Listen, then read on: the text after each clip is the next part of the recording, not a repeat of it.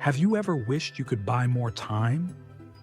In a small town in Pakistan, there was a strange boy who stood near the temple gates under a rusted clock tower, selling something no one thought could ever be sold. Not sweets, not toys. He had a handmade sign that read, "Time for sale, $10 per minute." Some laughed, some ignored him, some thought he was mad. "Who buys time?" they said. But soon, people started lining up. A tired mother bought 3 minutes just to sit without noise. A businessman bought 5, asking the boy to hold his phone while he breathed. A college dropout paid $50 just to hear silence. He didn't give them watches. He didn't stop clocks. But everyone who bought time, walked away, changed. Who was this boy? Why did his face look older than his age? And how could he sell something so intangible? But behind this simple act was a story so heartbreaking, so soul-stirring. It might just change the way you value your own time. Because when you learn what this boy lost, you'll understand what we're all slowly giving away, without even noticing. Meet Arham.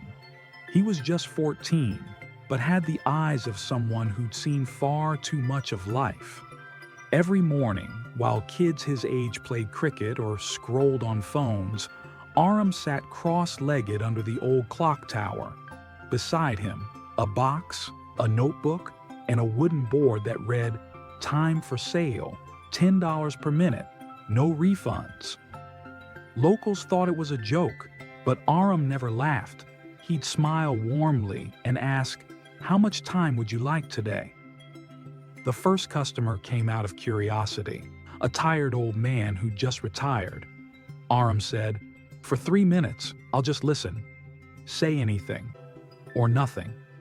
So the man talked about love lost, dreams left behind, the silence of an empty home. He left crying, hugged Arham, paid $100 instead of 30 rupees. Word spread. Arham became the boy who sold time. But he never asked for money. People gave it, because he gave something no one else offered.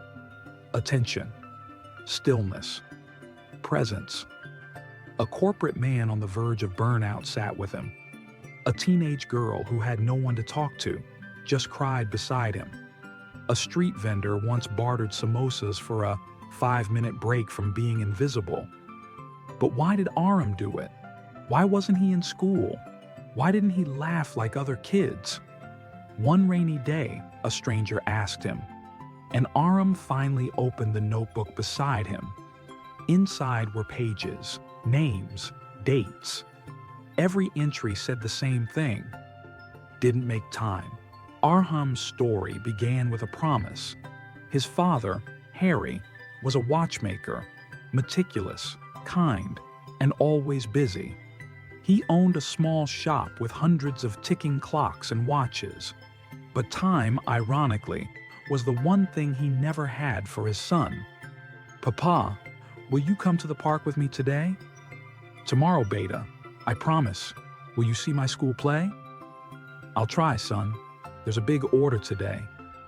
And always, the promise of tomorrow, until one tomorrow never came. Harry collapsed in the shop one evening, a silent heart attack. Arham was the one who found him, holding a watch mid-repair, frozen at 7:03. At the funeral, people said, he was a good man, worked hard for his family. But Arham stared at the clock on the wall, knowing that in all those years he had only asked for minutes and never got them. The grief didn't scream. It whispered. Every tick reminded him of moments that could have been. And one day, as he sat under the old clock tower where his father once told him stories, he wrote a sign, "Time for sale, $10 per minute." He didn't want money. He wanted people to feel what they were losing. In a world racing faster every day, Arham made people stop. He wasn't giving them anything magical, just undivided presence. But slowly, people changed. A father who never spoke to his daughter sat with Arham and said, "I don't want to buy your time. I want to give mine to her." A woman battling depression spent her 15 minutes not speaking, just breathing beside someone who didn't try to fix her. A young entrepreneur, buried under deadlines, took 2 minutes. Later, he said those were the only 2 minutes in a year he remembered what he was doing it all for. Then one afternoon, a wealthy businessman approached Arham. "What's your goal, boy? Why sit here every day?" Arham looked up, calm. "Because time isn't money. It's memory. It's meaning. And people forget until it's too late." The man paused and left without saying a word. But the next day, he returned with his son. They sat together under the clock for 1 full hour. Arham watched, smiled, wrote another note in his book. Time given, not taken. Months passed. The wooden sign remained. But one day, Arham was gone. In his place was a bench and a board. "This is your minute. Use it well." And beside it, a note. "If I made you pause even once, I've done enough. Don't wait for tragedy to remind you of time's value. Love now, listen now, live now. Because time isn't for sale, it's a gift, and it's running." Arham never returned. Some say he joined a school.